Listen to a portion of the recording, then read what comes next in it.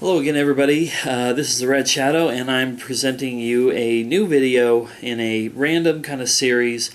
Not one that I have major plans for right now, like my YouTubers and favorite game series, but just something that every once in a while I feel like I want to do one of these videos about unusual games, games that have really stood out for me over the years, even though I wouldn't call them amongst my favorite games. But they're unique, and I can go back to them from time to time and jump in and just, take part in some sort of unusual fun. And the first game that I'm going to talk about in this video is a Sony PlayStation game that is called Sentient. And that's the game there. I'm carefully holding this because I went to open it here a second ago and realized this is one of my game cases where this piece only has one connector on it, so it pops apart really easily. There's the game disc, there's the interior, or like the back of the book. There's the back of the case here. You're not going to get much out of the back of that though. But I just want to talk a little bit about this game. This game is really interesting and really frustrating. This has what I consider to be one of the strictest time limits in any game I've ever played. And what I mean by that is if you are not doing the things in this game that you need to do in a somewhat timely manner, the game's over within 20 or 30 minutes. The story on this, and I'm plumbing the depths of my memory here because I have not popped this in and played this game in a lot of years. But the story is you have just arrived at this. It's the Icarus space station. In fact, I'm just going to read the back of this here really quick to you. You were sent to the Icarus space station to investigate the outbreak of radiation sickness. Upon arrival, it quickly becomes evident that radiation sickness is the least of your worries. The captain has been murdered by a mysterious onboard assassin. A power struggle has ensued to see who will take over, and the ship is careening dangerously towards the sun. Do you take the easy way out and save yourself, or take the more courageous route and save the entire ship? Your decisions determine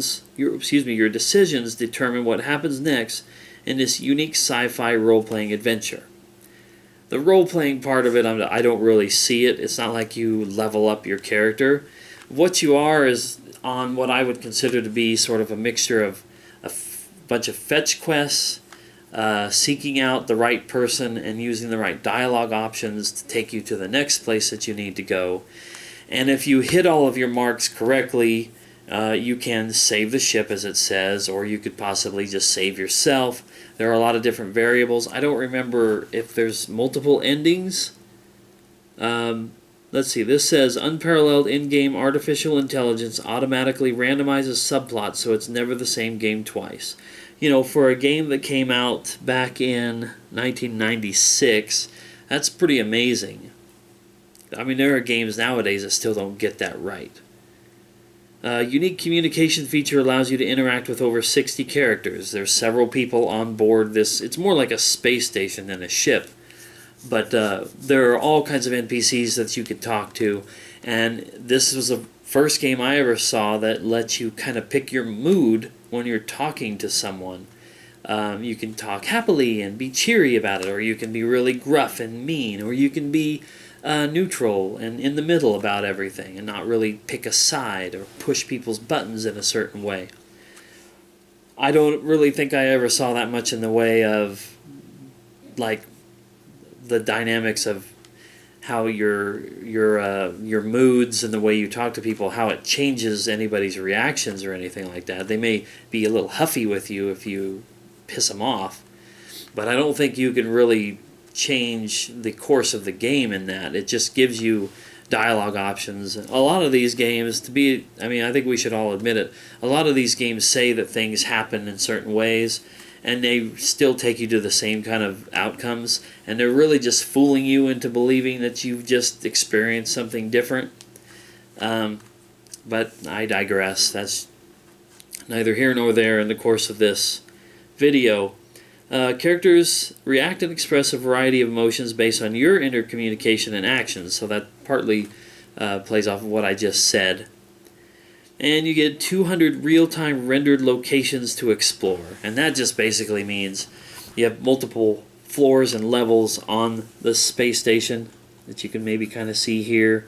The big bottom location, smaller here, up to the very top.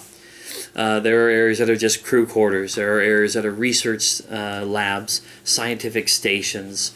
You have your areas of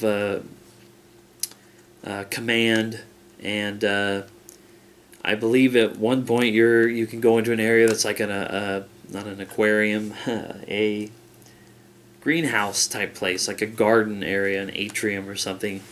It does vary, but you're still on a space station. There's at least one floor that I remember that's nothing but corridors and corridors and doors that go over here and doors that go over there, and then you go into an area and you'll go in and it's just somebody's room, just their quarters, and there's nothing special that's happening there. It's very easy to get lost. It's a game that, unless you know what in the world you're doing in this, you're going to doom yourself in the station to, hot, fiery death. I've never beat the game.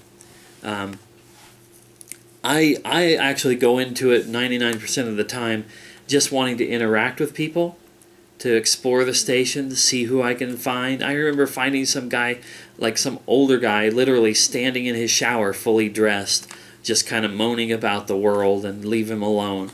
It was those moments that really drew me to this game and why I think it's such an unusual game. It's not an action game. It's not full of shooting. It's not scary.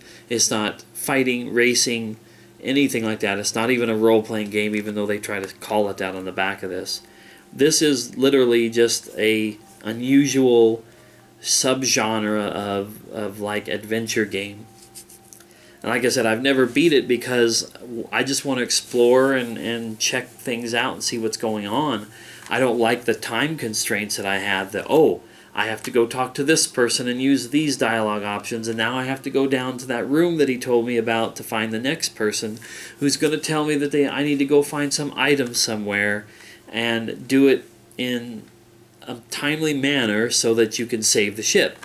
I think you miss out on all the best parts of a game like this if you don't explore and talk to everybody that you come across. But in the end, if you do that, all you're doing is just talking to a bunch of people until the ship plunges into the sun's atmosphere and burns up. But Sentient is an unusual game, so it deserves a place in this new video series that I will probably just, every time I look at my shelf over here or over there and I see a game and I'm like, oh, that was such a weird game, I always will remember it. I think I'll do a video about it. So that'll be the summation of this series. No need for a preview. No need to say, hey, I'm going to be doing this every day or every Friday or every Monday or whatever. Just expect these to come out just as randomly as these games are random in their fun and uniqueness. So that's the first entry into this series that, as of the moment I'm sitting here blabbing, blah, blah, blah, blah, blah, I don't have a specific title for. Red Shadow's Unusual Games. I don't know. We'll see. But check it out if you get a chance. I don't think it's super expensive on eBay. If you want an unusual experience, check out Sentient for the Sony PlayStation. Thanks a lot for watching, guys, and we'll see you next time.